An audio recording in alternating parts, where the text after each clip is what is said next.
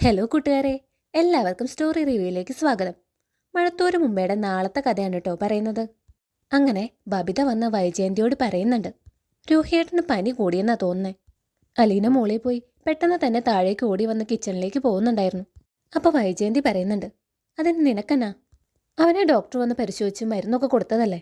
ഇത് കേട്ടതും ബബിതയ്ക്ക് ദേഷ്യം വരാൻ തുടങ്ങിയിട്ടോ. ബബിത പറയുന്നുണ്ട്, അതോടെ തീർന്നോ? പിന്നെ ആരും രോഹിയെ നോക്കണ്ടേ? അത് കേട്ടതും വൈജയന്തി പറയുന്നുണ്ട്, അതിനോട് ഒരുത്തി ഉണ്ടല്ലോ, ഒരു ഹോം നേഴ്സ്, അവൾ നോക്കട്ടെ. പിന്നെ ബബിത കൂടുതലൊന്നും പറയാൻ നിന്നില്ല കേട്ടോ. പെട്ടെന്ന് തന്നെ വൈജയന്തിയുടെ അടുത്തുനിന്ന് പോരുന്നുണ്ട്. നേരെ പോകുന്നത് കിച്ചണിലേക്കാണ് കേട്ടോ. അലീനെ കണ്ടതും കാര്യം തിരക്കുന്നുണ്ട് ബബിത. അപ്പം അലീന പറയുന്നുണ്ട്, പനി കുറച്ച് കൂടിയിട്ടുണ്ട്, മാത്രമല്ല നെഞ്ചിൽ നല്ല നീർക്കെട്ടുണ്ട്, ചില സമയത്ത് ചുമയ്ക്കുമ്പോൾ ചോരയെ തുപ്പുന്നേ. അത് കേട്ടതും ബബിതയ്ക്ക് പേടിയാവുന്നുണ്ട് കേട്ടോ. ഇനിയിപ്പോൾ എന്താ ചെയ്യുക? അപ്പം അലീന പറയുന്നുണ്ട്, ഇന്നത്തെയും കൂടി നോക്കാം, നാളെ എന്തായാലും ഹോസ്പിറ്റലിൽ കൊണ്ടുപോവാം. അങ്ങനെ അലീന കുറച്ച് വെള്ളമൊക്കെ ചൂടാക്കി കൊണ്ടുപോകുന്നുണ്ട് കേട്ടോ. എന്നിട്ട് രോഹിത്തിന് പുറത്തൊക്കെ കുത്തി കൊടുക്കുന്നുണ്ട്. അതൊക്കെ കഴിഞ്ഞ് അലീന താഴേക്ക് പോരുന്നുണ്ട്. അങ്ങനെ രാത്രി ഒരുപാടായിട്ടും അലീനയ്ക്ക് ഉറക്കം വരുന്നില്ല കേട്ടോ. രോഹിത്തിന് പനിക്കുന്നുണ്ടാവോ, അവനെന്തെങ്കിലും ആവശ്യമുണ്ടോ, അങ്ങനത്തെ ചിന്തകളാണ് കേട്ടോ അലീനയുടെ മനസ്സിൽ. അങ്ങനെ അലീന എന്തായാലും ഒന്ന് പോയി നോക്കാമെന്ന് വിചാരിച്ച് രോഹിത്തിൻ്റെ മുറിയിലേക്ക് പോയി നോക്കുന്നുണ്ട് കേട്ടോ. നോക്കുമ്പോൾ കാണുന്നത് രോഹിത്ത് ആകെ പനിച്ച് വരയ്ക്കുന്നതാ. നന്നായി ചുമയ്ക്കുന്നുമുണ്ട്. ഉറങ്ങാൻ പറ്റാതെ തിരിഞ്ഞും മറിഞ്ഞും കിടക്കുമായിരിക്കും കേട്ടോ രോഹിത്ത്.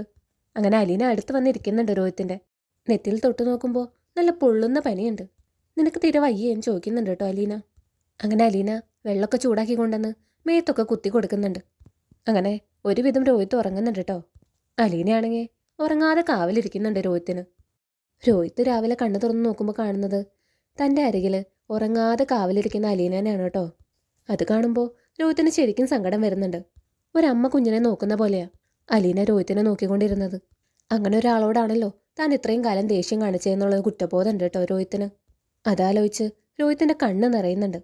രോഹിത്ത് കണ്ണ് തുറന്നു കണ്ട് അലീനയ്ക്കും സന്തോഷമാവുന്നുണ്ട്. അപ്പോൾ ഇത്രയൊക്കെയാണ് കേട്ടോ നാളെ സംഭവിക്കാൻ പോകുന്നത്. വീഡിയോ ഇഷ്ടപ്പെട്ടാൽ ലൈക്ക് ചെയ്യാനും സബ്സ്ക്രൈബ് ചെയ്യാനും മറക്കല്ലേ. കൂടുതൽ സീരിയൽ വിശേഷങ്ങളുമായി അടുത്ത വീഡിയോയിൽ കാണാം. താങ്ക്